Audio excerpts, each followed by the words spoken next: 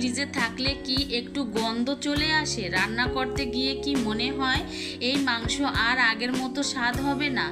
একদম চিন্তা করো না বন্ধুরা। হ্যালো এভরিওয়ান, আসসালামু আলাইকুম, welcome back to my channel Zakia's cooking blog থেকে আরও একটি নতুন ভিডিও দেখার জন্য সবাইকে স্বাগতম। আজ আমি তোমাদের সাথে শেয়ার করব কোরবানির মাংস কিন্তু অনেকের ফ্রিজে থাকে, অনেক দিন পড়ে থাকে, রান্না করতে গেলে কিন্তু গন্ধ আসে। তো সেই গন্ধটা কিভাবে দূর করতে হয় সেটাই তোমাদের সাথে শেয়ার করব। তো সেটা কিন্তু আমি অফ ক্যামেরায় করে নিয়েছি। আর আমি কিন্তু মাংসটাকে আগের থেকে লেবুর রস দিয়ে 2 চা চামচের মতো লেবুর রস, 1 চা চামচের মতো লবণ আর কুসুম গরম পানি পরিমাণ মতো দিয়ে ভালোভাবে মিক্স করে 10 মিনিটের মতো রেস্টে রেখে দিয়েছিলাম। আর এই তো এখন মাংসটা নর্মাল পানি দিয়ে ভালোভাবে ধুয়ে নিলাম। আর মাংসটা এভাবে কিন্তু যদি টিপসটা ফলো করো তাহলে কিন্তু মাংস থেকে একটুও গন্ধ আসবে না, একদম মনে হবে যে তরতাজা মাংস রান্না করেছো, খেতে খুবই মজাদার হবে। তো চলো বন্ধুরা কিভাবে রান্না করি আরও কিছু টিপস তোমাদের সাথে শেয়ার করি। তো রান্না করার জন্য কিন্তু আমি চুলায় চলে এসেছি। তো এখানে পর্যাপ্ত পরিমাণে তেল দিয়ে দিলাম গরুর মাংস রান্না করার জন্য। আর আমি মাংসটা একটু আলু দিয়ে রান্না করব। আর তোমরা যদি আলু দিয়ে না রান্না করতে চাও তাহলে স্কিপ করে যেতে পারো। আর এখানে কিন্তু আমি বড় সাইজের 2টা পেঁয়াজ কুচি দিয়েছি তেলের মধ্যে। আর তেলের মধ্যে দিয়ে কিন্তু পেঁয়াজগুলো আমি ভালোভাবে লাল করে ভেজে নিব, মানে ব্রেস্তা করে নিব। আর যে কোনো রান্নায় কিন্তু এরকম ব্রেস্তা ব্যবহার করলে কিন্তু রান্নাটা অনেক মজাদার হয়, আমি সবসময় বলি। আর খুবই সুন্দর একটা ফ্লেভার আসে। তো মিডিয়াম আঁচে কিন্তু আমি ব্রেস্তা করে নিব যাতে পুড়ে না যায়। কিছুক্ষণ পর পর নেড়ে চেড়ে দিতে হবে। বন্ধুরা সবার কাছে অনুরোধ রইল, যারা দেখতে দেখতে এখনও একটা লাইক দিয়ে আমার ভিডিও শুরু করছো, লাইক দাও নয়, অবশ্যই একটা লাইক দিয়ে আমার পাশে থাকবে। আর নতুন যারা বন্ধুরা আছো, আমার ভিডিও নতুন দেখতেছো, প্লিজ ভালোবেসে চাইলে আমার চ্যানেলটি সাবস্ক্রাইব করে আমার পাশে থাকতে পারো এবং পাশে থাকা বেল আইকনটি অন করে রাখতে পারো যাতে নতুন নতুন ভিডিও আপলোড দেওয়ার সঙ্গে সঙ্গে তোমাদের কাছে পৌঁছে যায়।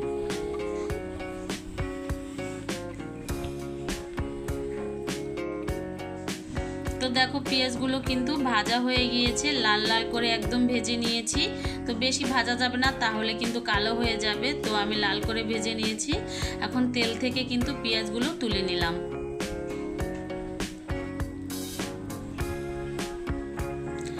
তো এই পর্যায়ে এখানে দিয়ে দিব দারুচিনি, এলাচ। তো আমি দুইভাবে ব্যবহার করব বন্ধুরা। এখানে দেখো গোটা গোটা দারুচিনি, এলাচ দিয়ে দিলাম। তো প্রথমে দারুচিনি দিয়ে দিলাম, তারপরে দিয়ে দিব এলাচ এবং লবঙ্গ। তো তোমরা যে যেরকম মাংস রান্না করো সেই পরিমাণ অনুযায়ী এখানে কমিয়ে বাড়িয়ে নিতে পারো। আর এখানে বড় সাইজের একটা তেজপাতা দিয়ে দিলাম, তারপরে আরও একটা বড় সাইজের পেঁয়াজ কুচি দিয়ে দিলাম। যেহেতু কোরবানির মাংস অনেক দিন হয়ে গিয়েছে, তো এখানে একটু বেশি পরিমাণে মশলা দিয়ে রান্না করতে হবে, তাহলে কিন্তু আরও সুন্দর হবে, খেতে খুবই মজাদার হবে। আর এখানে কিন্তু আমি জিরাটা বেটে দিয়েছি পাটায়, জিরা বাটা, আর দিয়েছি আদা বাটা, আর দিয়ে দিলাম পেঁয়াজ এবং রসুন বাটা। আর সবসময় কিন্তু বাটা মশলাটা দিয়ে রান্না করলে কিন্তু যে কোনো তরকারি অনেক মজা লাগে, খেতে খুবই লোভনীয় হয়। আর এখানে দিয়ে দিলাম 1.5 চা চামচের মতো হলুদের গুঁড়ো। আর গরুর মাংস কিন্তু একটু ঝাল ঝাল রান্না করলে কিন্তু খেতে অনেক ভালো লাগে।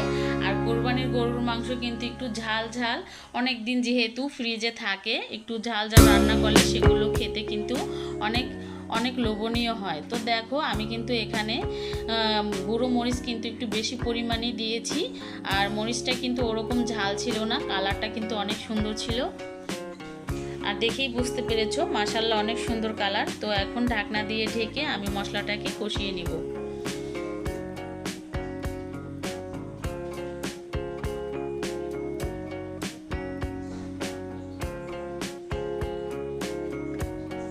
তো ঢাকনাটা তুলে আবার একটু নেড়ে চেড়ে দিচ্ছি।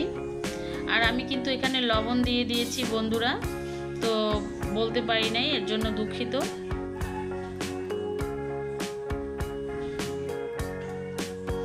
তো মশলাটা কিন্তু খুব সুন্দর করে কষিয়ে নিতে হবে সময় করে। আর মিডিয়াম আঁচে কিন্তু মশলাটা কষাতে হবে যাতে না পুড়ে যায়, তাহলে কিন্তু রান্নাটা খেতে ভালো হবে না।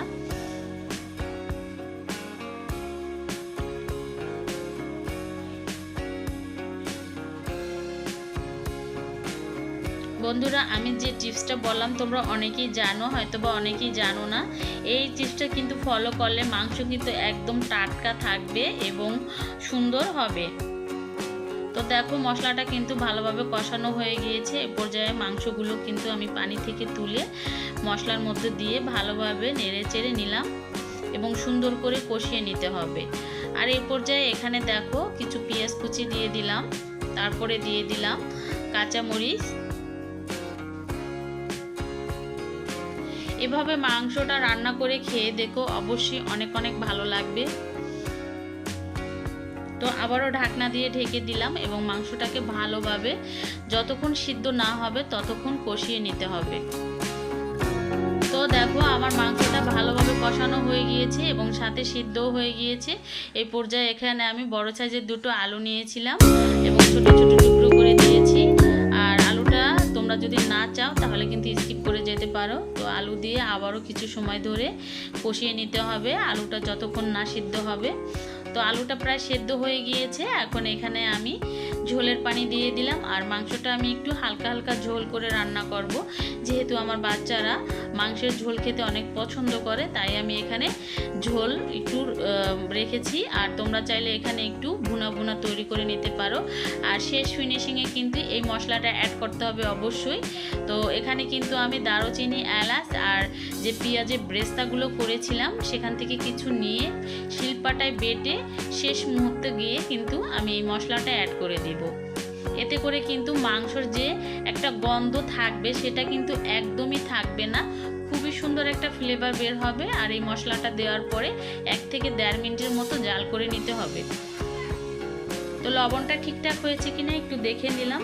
তো সব কিছু ঠিকঠাক হয়েছে, মাশাআল্লাহ অনেক মজাদার হয়েছিল।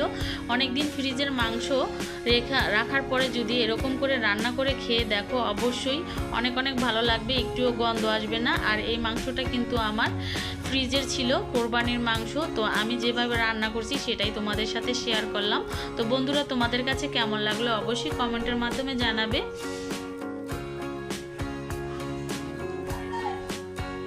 তো দেখো খাবারের জন্য দুপুরে খাওয়ার জন্য একটু বেড়ে নিচ্ছি বাটিতে। তো ভিডিওটি অবশ্যই ভালো লাগলে লাইক কমেন্ট দেবে যারা নতুন বন্ধুরা আছে, এবং আমার চ্যানেলটি সাবস্ক্রাইব করে আমার পাশে থাকবে। আবারও বলতেছি, গরম গরম ভাত, পোলাও কিংবা নরম রুটির সাথে পরিবেশন করুন, খুবই মজাদার হবে খেতে। তো আজ এই পর্যন্তই।